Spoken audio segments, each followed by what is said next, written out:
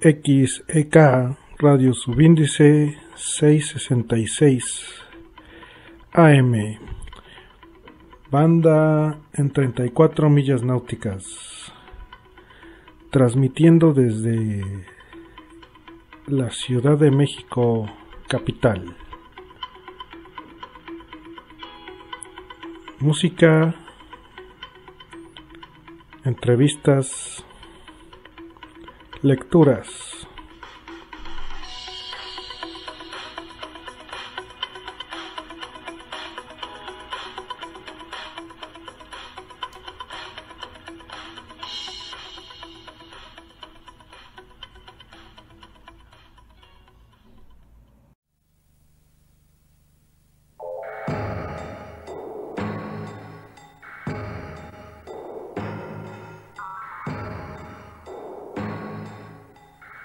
Fábrica de quimeras.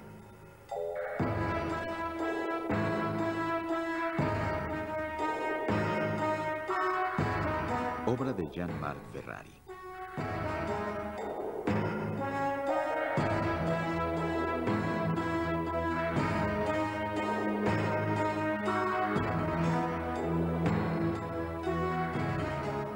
Centro Cultural Arte Contemporáneo, Campos Elíseos de Jorge Elliott, Polanco.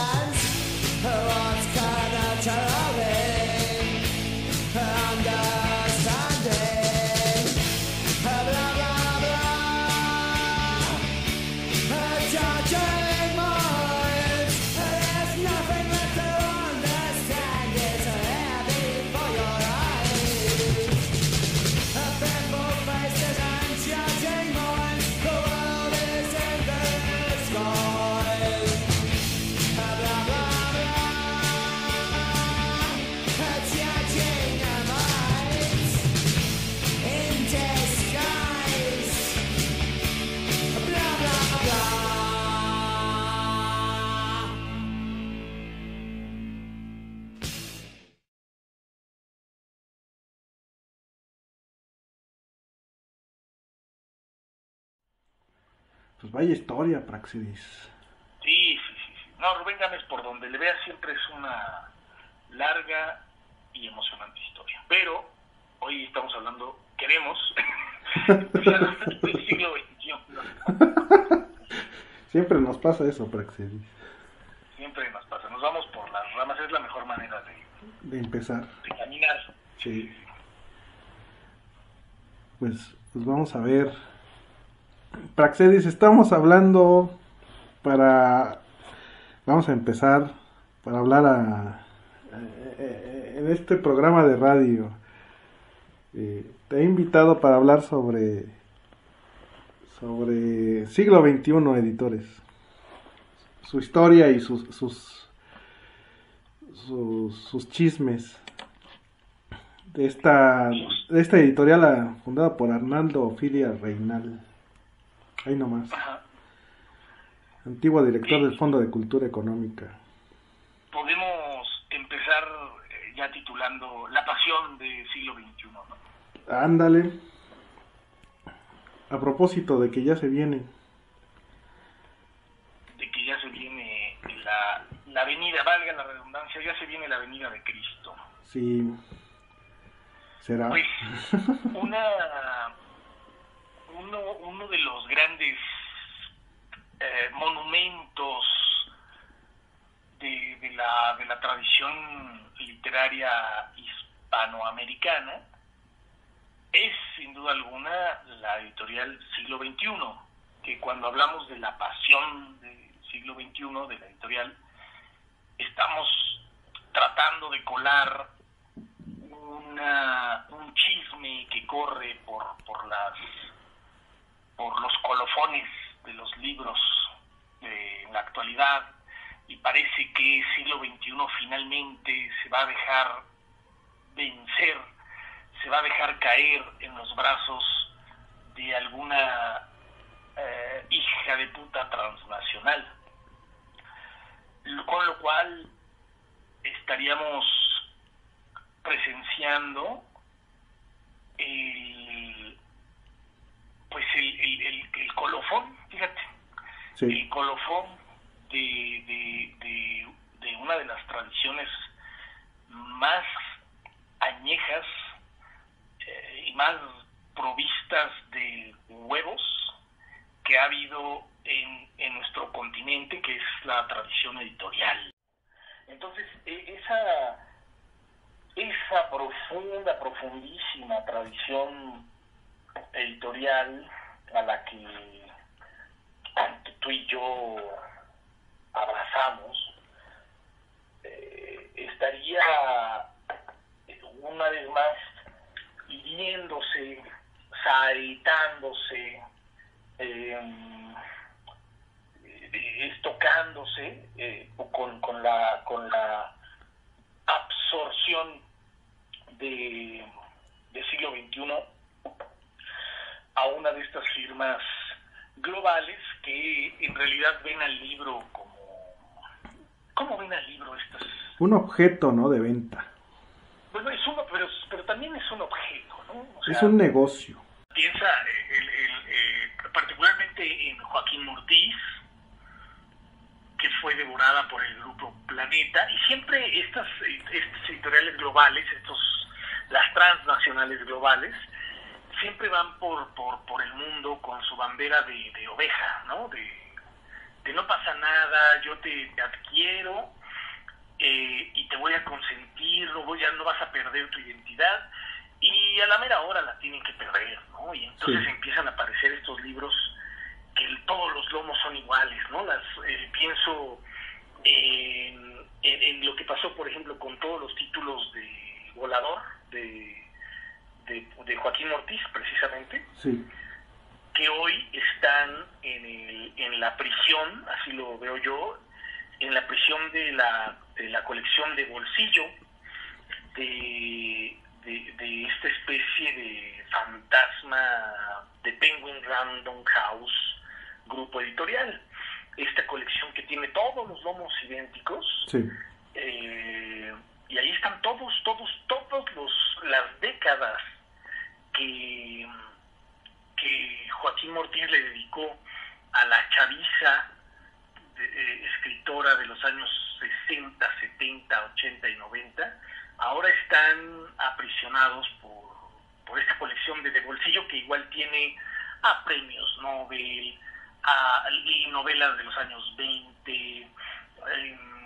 novelas recientes obviamente, y todos son en parte de una cajita, y la identidad de esa gran colección que fue el Volador, pues se perdió.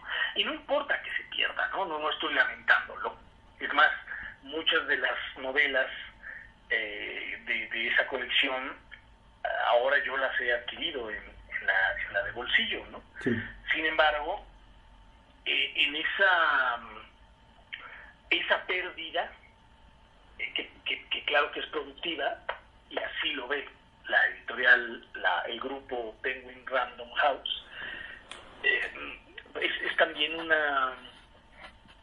un pisoteo a la gran labor editorial de aquel hombre, Joaquín Mortiz. Y el caso de Siglo XXI con Arnaldo Orfila va a pasar lo mismo.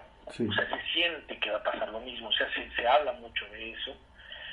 Y bueno, en Siglo XXI latía el corazón de la primera gran rebelión estudiantil de nuestra América, que es el Cordobazo. Arnaldo Orfila era un joven estudiante, sí, un veinteañero, cuando sucede la reforma universitaria de Córdoba, Argentina, y fue un protagonista de ese gran capítulo de la autonomía en América, en las universidades hispanoamericanas, y a partir de ahí empezó a construir un imperio libresco que obviamente tuvo que llegar a México, ¿no? No había faro más grande ni más rotundo que el Fondo de Cultura Económica, que era un proyecto de Estado, sí, desde el fin de la Revolución Mexicana, ¿no? Es un proyecto consolidador del alfabetismo y de la divulgación libresca de José Vasconcelos, que por cierto está a punto de cumplir el centenario su labor. Entonces, el Fondo de Cultura era, y no creo que sea, fue un gran faro de luz editorial en el mundo hispanoamericano del libro, y Arnaldo Orfila obviamente siente que en Argentina, para hacer algo en Argentina, sí, que creo que también fue siempre su gran tirada, tenía que venir a hacerlo a México, al Fondo de Cultura, y acá se encuentra con el gran Daniel Cosío Villegas, ¿no? Otro sí, titán claro, del pensamiento de la inteligencia con TSILL, sí, de la inteligencia post-revolucionaria. Y Cosío Villegas era el chavito de esa manada de leones, que después va a alimentar ya en la carnalidad, en el vaso comunicante que son las edades, ¿no? Las generaciones, sí, a Arnaldo Orfila en México, ¿no? Lo invita, lo abraza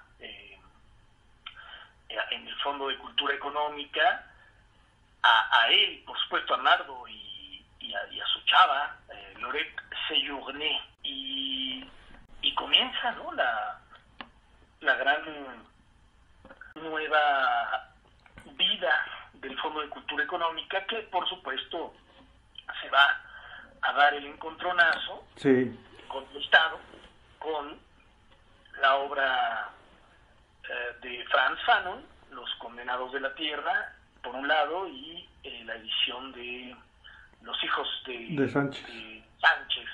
Publica esas dos obras como una responsabilidad editorial de ser modernos, ¿no? De tratar de estar a la altura de lo que pasó con Vasconcelos en los años 40, de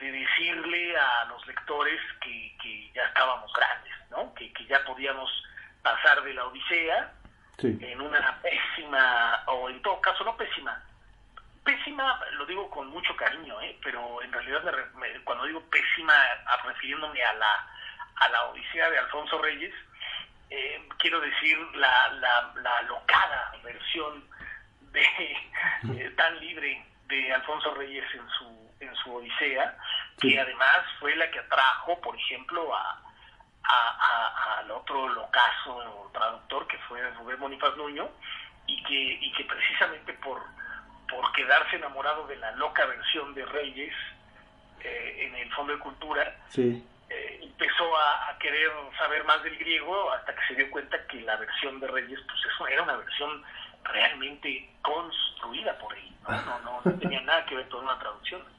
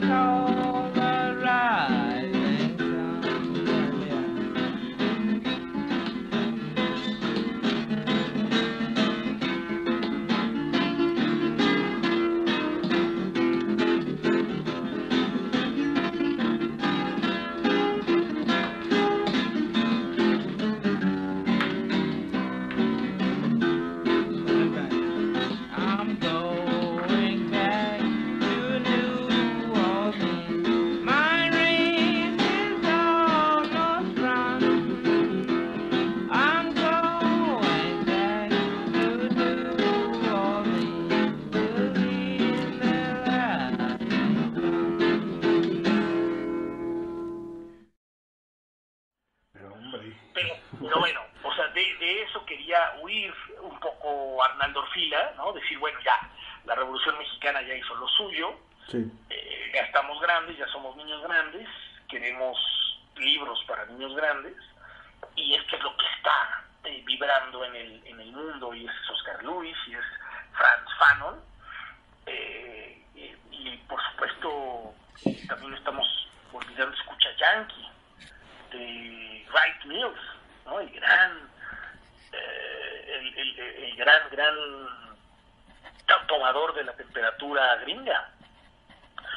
Y en ese fíjate, no hubiera pasado nada si Gustavo Díaz Ordaz, bueno, sí hubiera pasado, pero lo que pasó realmente, sí. Si Díaz Ordaz no hubiera llamado la atención y hubiera hecho que corriera al editor en jefe, que era Arnaldo Orfila, del Fondo de Cultura Económica, quizá no habría llamado tanto la atención la publicación de esos libros, y se largan a fundar, por cierto, en la casa, ¿no? En el chalet de la princesa Poniatowska, sí. La editorial Siglo XXI. En marzo del 66. Marzo de 1966, así es, una fecha que los editores debemos siempre recordar como si fuera nuestra independencia, ¿no? Como la fecha de nuestra independencia, algo así podríamos hasta tomarlo. De ahí se arranca este proyecto, que además está pensándose en el futuro, ¿no? Ellos ya en 1966 están hablando de siglo XXI, ¿no? Es por supuesto una declaración de principios el nombre de la editorial. Visionario. Orfila se sabía moderno, se sabía innovador, se entendía iconoclasta, obviamente. Imagínate haber participado en buena medida de la primera gran intelectualiza de América Latina, ¿no? Que fue el Cordobazo. Sí. Y entonces el gran primer libro, pues es ni más ni menos que José Trigo, ¿no? Una apuesta que llevaba a Fernando del Paso proyectándola 8 o 10 años antes, en su casa, en silencio, con los amigos. José de la Colina me contó que llegabas a casa de los del Paso, también con su chava, Socorro, que llegabas a casa de ellos y Fernando del Paso tenía una gran maqueta sí. de su escenario de la Guerra Cristera que estaba describiendo en su novela, en un cuarto, y en otro cuarto tenía la gran maqueta de Buenavista, de la estación Buenavista, y que los personajes también eran soldaditos de plomo que le servían a él para describir las escenas que están plasmadas en este libro, que en sí mismo, José Trigo de siglo XXI, es ya un monumento, no es una pirámide, Muy pocos libros piramidales existen en el mundo y José Trigo es uno de ellos, ¿no? Los capítulos empiezan en el 9, van hacia el 0 y luego parten del 0 hacia el 9. Arranca esta editorial, este proyecto del siglo XXI, y empieza a comerse todo el panorama, ¿no? Piensa que también le encarga Arnaldo Orfila a Octavio Paz, a un Octavio Paz que estaba a cargo diplomático. Ajá. Le dice que tiene que escribirle una antología, ¿no? Y Octavio Paz ahí como puede, en sus noches de psicotrópico, allá de psicotropía desde la India, sus noches también intelectuales y sus noches también enculado de la belleza María José,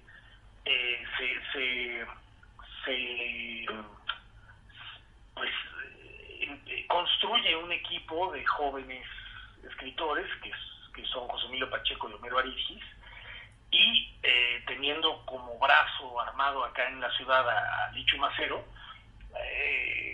se hacen de este gran equipo que acaba por ser Poesía en Movimiento.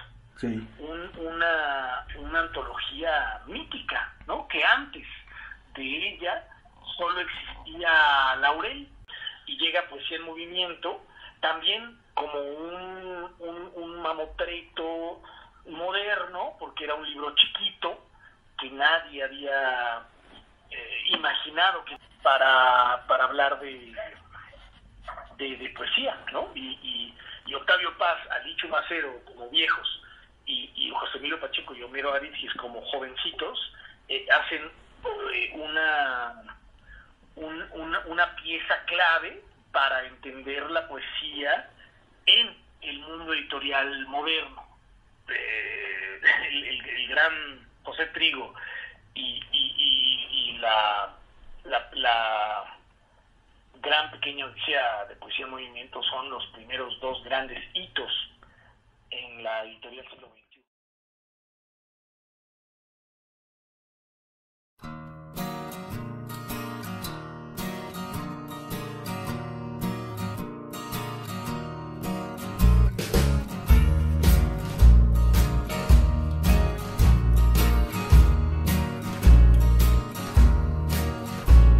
My baby's at home, lying on the floor.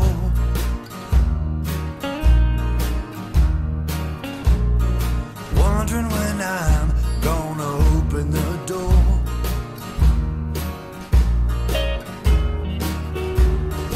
Bringing that money in my hand. That money I made playing for the man.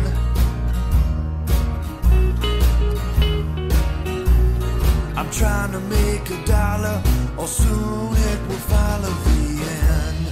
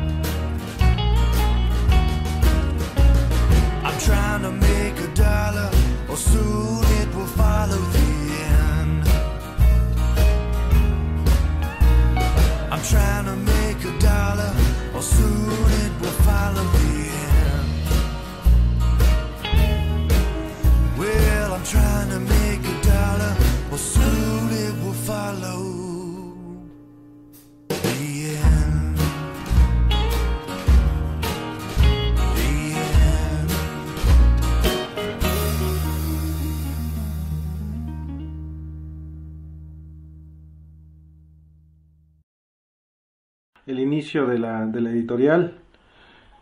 Y Arnaldo Orfila la dirigió hasta 1989. Sí, en que, bueno, la dirigió, hay que decirlo, hay que mencionarlo, la dirigió como un loco, ¿no? Sé que loco ya lo estamos usando mucho esta tarde, esta noche, pero es también cierto, porque él se queda un rato en el chalet de los Poniatowski, allá en el Arenal de Chimalistac, en la gran colonia, la colonia de Gamboa y Susanta. Sí. Pero muy pronto quiere deslindarse, ¿no?, de los Poniatowski, agradeciéndoles, por supuesto, por su generoso hospedaje, y se va a un vado, a una barranquita a las afueras de Ciudad Universitaria, que es donde hoy todavía persiste la editorial, ¿no?, los cimientos de la editorial. Y sí, como estaba dedicado de día y de noche al tema editorial, hizo su casa. Ahí la fundó. En la parte superior de ese edificio. Entonces, Arnaldo Orfila desayunaba, comía y cenaba y cogía y cagaba libros. Ahí muchos estudiantes abrevaron de sus textos. Yo diría... generaciones enteras. Todos, cabrón. No hay... Piensa que la llegada de los textos de Sergei Einstein, sí, que habían volado por aquí y por allá en el Foro de Cultura Económica, precisamente lo que escribió sobre Chaplin, pero las grandes lecciones de la estética de muy de principios de la filmografía de Sergei Einstein, llega por siglo XXI. Las memorias extraordinarios 2 tomos de las memorias inmorales de Sergei Einstein son del siglo XXI, ¿no? Casi nadie las conoce o las consulta o las menea, y son 12 tomos de una traducción de Selma Ancira y Tatiana Bubnova, sí, grandes profesoras de la universidad, abrazando la vida de uno de los grandes artistas, de los más entrañables, de los más potentes artistas del siglo XX, que fue Sergei Einstein, y que tanto tuvo que ver con México, ¿no? Siglo XXI representó en los años 60 como la biclemanía de las editoriales en todo Hispanoamérica, cabrón, ¿no? O sea, era eso, era veamos al libro ahora como algo muy cabrón, ¿no? Un monstruo que además se ve como José Trigo, pero también es un monstruo que empieza a traer a Roland Barthes, a Einstein, a Einstein. This is a rock boppin' baby.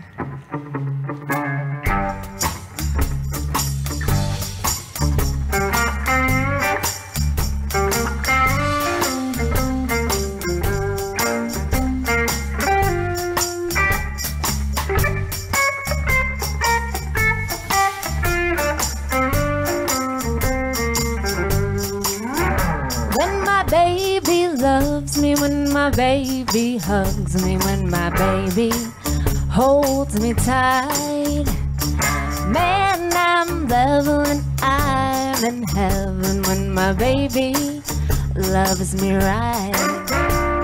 Well, he's not short, mama, he ain't tall, man, he's just about right. He's my rock boppin' baby, and I don't mean maybe, he'll do it up right tonight. Well, my rock boppin' baby, you ought to see him shaking. My rock boppin'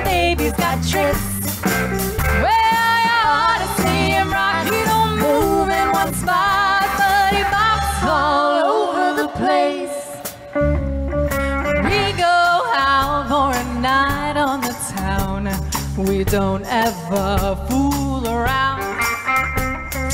We start bopping, all the other cats stop, and they just start standing around. We get going, there ain't no slowing, and we just have a ball. I'm putting you as my baby ain't got eyes for any other girls at all. Well, my rock bopping baby, I wanna see him shaking. My rock bopping baby's got tricks. Well, I wanna see him rock. He don't move in one spot, but he bops all over the place.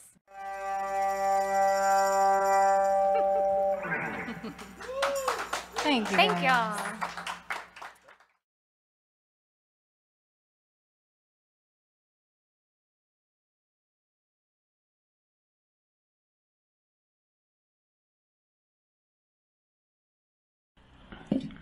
¿En qué consiste la pasión de siglo XXI ahora? En no tener autores chonchos, porque no puede pagarlos. No tener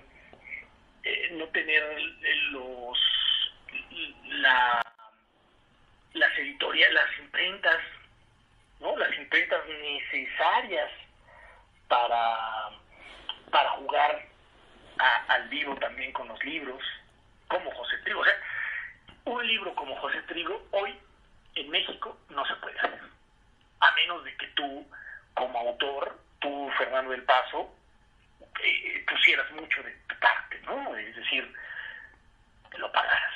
Sí. Y bueno, un libro de 400 páginas, una edición de 1000 ejemplares, cuesta un dineral. No, un dineral, porque además las imprentas ya no están comprometidas con el libro, no, la imprenta te va a cobrar lo mismo a ti que a quien va a ser la revista Bebemundo, ¿no? A Marta de Baile. Lo mismo te va a cobrar a ti que al New York Calendario. Las imprentas, ¿no? Ya no se andan con monadas, ¿no? No, ya es otra. Y el Arnaldo Fila tenía su propia imprenta, ahí en el sótano de su casa.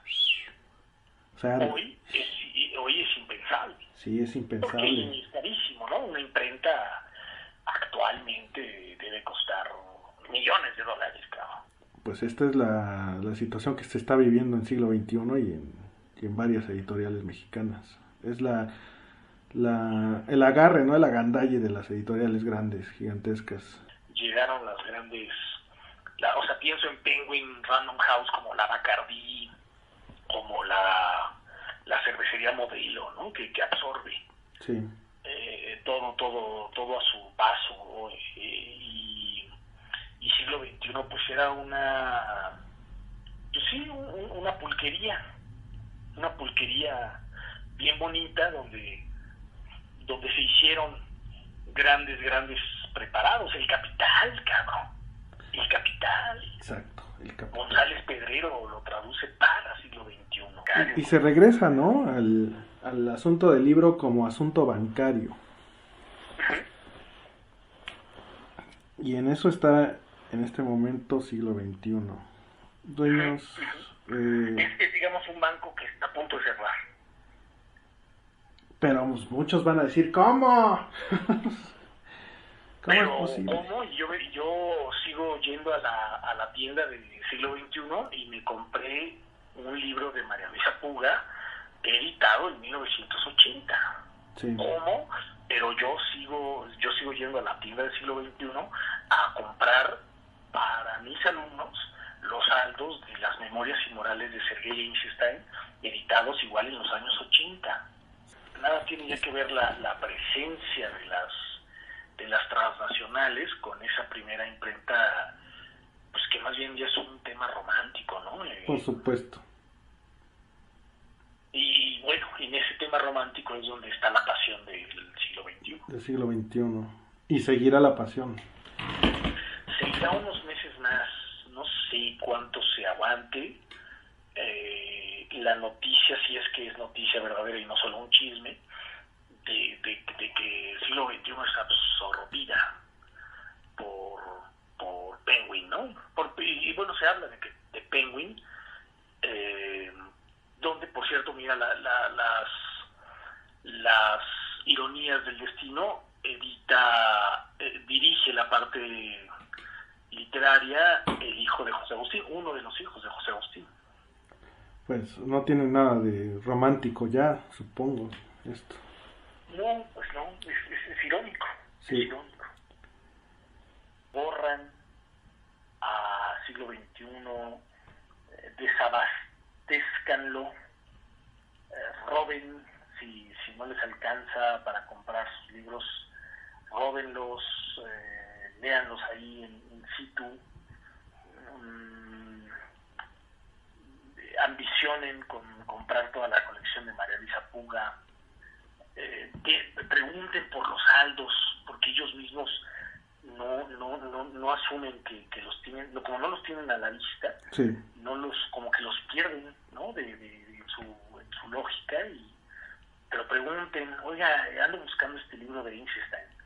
Ah, sí, y los van a meter a las bodegas que son, pues, Alibaba, ¿no? La cueva de Alibaba de los libros, y se van a llevar una grata sorpresa cuando vean que para venderles un libro de Einstein editado en los años 70, abren una caja, ¿no? Llena de polvo. No son saldos, sino es la edición técnicamente intonsa. No puede ser. Sí, imposible, no lo crees, cabrón. Debe ser alucinante, ¿no? Un brindis eterno por los libros bien hechos que cambiaron la manera de pensar el libro profundamente, pesadamente, emotivamente, profusamente, como lo hizo don Arnaldo, y bueno, que nos tiene aquí hablando de bien poquitas cosas que hemos hablado del siglo XXI, ¿no? Pues nos dejamos afuera a Ariel Dorfman y su bestseller para leer al Pato Donald, dejamos afuera a Bartók con sus notas sobre música popular no en Rumanía, en Hungría. Dejamos afuera a Cardenal, ¿no? Toda la obra poética de Ernesto Cardenal está del siglo XXI. Realmente hablamos muy poquito y hablamos ya un chingo. Sí. Muchas gracias, Praxedis. No, pues, gracias a ti por dar el espacio para estas digresiones editoriales, y a leer mucho de siglo XXI, a buscar los flamantes libros modernos de aquellos años 60 y 70 que fueron el siglo XXI adelantado en el mundo. Sale pues, Praxedis. Hombre, un piacere. Güey, pues para mí lo mismo. Sale pues. Chido. Agur. Agur. Lo del recluta. El cuplé del Macaquicus. ¿El Macaquicus? ¡El Macaquicus! Venga, el Macaquicus. Venga.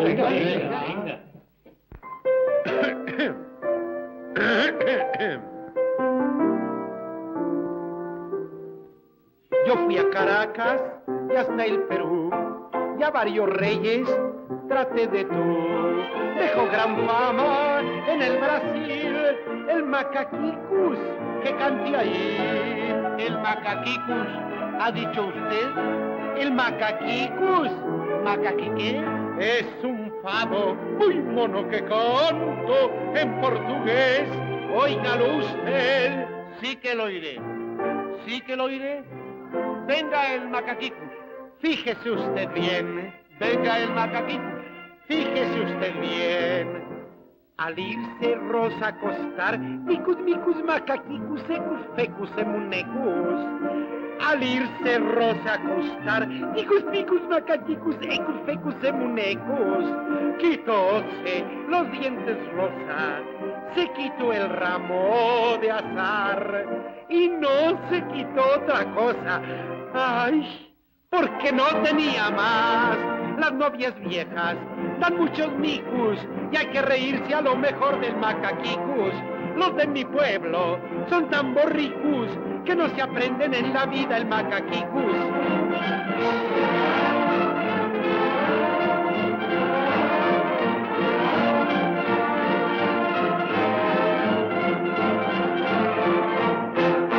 Al patinar anteayer, ticus micus macaquicus ecus pecus emunecus.